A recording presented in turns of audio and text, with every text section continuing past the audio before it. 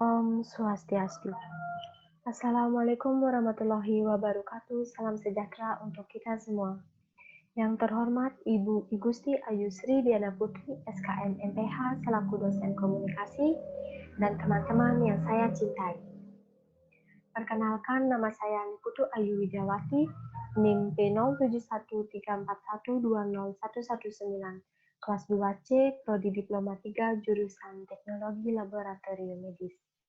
Di video kali ini saya akan mempresentasikan mengenai komunikasi efektif. Apakah itu komunikasi efektif? Komunikasi efektif adalah di mana kita saling tukar informasi, ide, perasaan, dan sikap antara dua orang atau lebih yang hasilnya sesuai harapan dan dapat menghasilkan perubahan sikap pada orang yang terlibat dalam komunikasi. Adapun tujuan komunikasi efektif adalah memberi kemudahan dalam memahami pesan yang disampaikan antara pemberi dan penerima saat beraktivitas, bersosialisasi, maupun berinteraksi sehingga bahasa lebih jelas, lengkap, pengiriman dan umpan balik seimbang, dan melatih menggunakan bahasa nonverbal secara baik. Fungsi komunikasi efektif. Adapun beberapa fungsi komunikasi efektif adalah sebagai berikut. Yang pertama, fungsi informasi. Fungsi informasi adalah untuk memberitahukan sesuatu atau pesan kepada pihak tertentu dengan maksud agar komunikan dapat memahaminya. Yang kedua, fungsi ekspresi. Fungsi ekspresi adalah sebagai wujud ungkapan perasaan atau pikiran komunikator atas apa yang dia pahami terhadap sesuatu hal atau permasalahan. Yang ketiga, fungsi kontrol. Fungsi kontrol adalah menghindari terjadinya sesuatu yang tidak diinginkan dengan memberikan pesan berupa perintah, peringatan, penilaian, dan lain sebagainya. Yang keempat, fungsi sosial. Fungsi sosial adalah untuk keperluan rekreatif dan keakraban hubungan di antara komunikator dan komunikan. Dan yang kelima, fungsi ekonomi. Fungsi ekonomi adalah untuk keperluan transaksi usaha atau bisnis yang berkaitan dengan finansial barang dan jasa. Selanjutnya, faktor pengaruh komunikasi efektif. Faktor pengaruh komunikasi efektif adalah sebagai berikut. Yang pertama, credibility.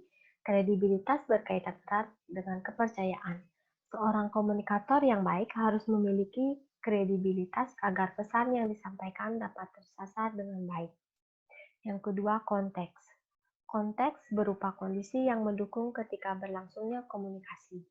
Yang ketiga, konten. Konten atau isi pesan merupakan bahan atau materi inti dari apa yang hendak disampaikan kepada audiens.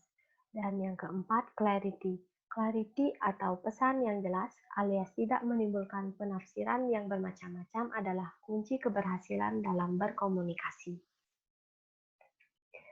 Selanjutnya, continue dan konsistensi. Agar komunikasi berhasil, maka pesan atau informasi perlu disampaikan secara berkesinambungan atau kontinu. Dan yang keenam, capability of audience. Komunikasi dapat dikatakan berhasil apabila sang penerima pesan memahami dan melakukan apa yang terdapat pada isi pesan. Dan yang ketujuh, channels of distribution. Selain bicara secara langsung kepada audiens, ada cara lain untuk berkomunikasi, yaitu menggunakan media. Kaidah atau aturan komunikasi. Adapun beberapa kaidah atau aturan dalam berkomunikasi yang perlu dipatuhi adalah yang pertama, komunikator menghargai setiap individu, orang maupun kelompok yang dijadikan sasaran komunikasi. Yang kedua, komunikator harus mampu menempatkan diri pada situasi atau kondisi yang dihadapi orang lain. Yang ketiga, pesan diterima oleh penerima pesan dapat didengarkan dengan baik. Yang keempat, kejelasan pesan sehingga ditimbulkan multi-interpretasi. Yang kelima, berkaitan dengan setiap sikap rendah hati dan mau mendengarkan orang lain. Hal ini berkaitan dengan karakter dan sikap individu masing-masing, baik pemberi maupun penerima pesan. Selanjutnya, teknik komunikasi efektif. Teknik komunikasi efektif ada 10. Yang pertama, memahami maksud dan tujuan berkomunikasi. Yang kedua, mengenali komunikasi atau audiens. Yang ketiga, berorientasi pada tema komunikasi. Yang keempat, menyampaikan pesan dengan jelas. Yang kelima, menggunakan alat bantu yang sesuai. Yang keenam, menjadi pendengar yang baik. Yang ketujuh, memusatkan perhatian. Yang kedelapan, menghindari terjadinya gangguan. Yang kesembilan, membuat suasana menyenangkan. Yang ke-10, memanfaatkan bahasa tubuh dengan benar. Baik, sekian presentasi yang dapat saya paparkan. Mohon maaf apabila ada salah kata. Saya akhiri dengan Parama Santi. Om Santi, Santi, Santi Om. Assalamualaikum warahmatullahi wabarakatuh. Salam sejahtera untuk kita semua.